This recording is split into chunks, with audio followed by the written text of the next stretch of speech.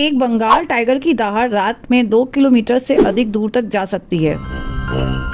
Kangaroo दुनिया का एकमात्र ऐसा जानवर है जो उल्टा यानी पीछे चल नहीं सकता है। भालू बहुत ही बुद्धिमान जीव होते हैं। अगर किसी शिकारी ने इनका शिकार करने के लिए कोई चारा डाला होता है तो भालू इसे अच्छी तरह से समझ जाते हैं और चारा सावधानी पूर्वक खाते हैं।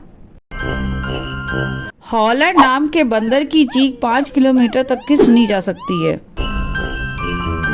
क्या आप जानते हैं गोरिल्ले पानी से इतना डरते हैं कि उसे पीते तक नहीं है। उनकी पानी की सारी जरूरत फल और पौधे खाने से पूरी हो जाती है।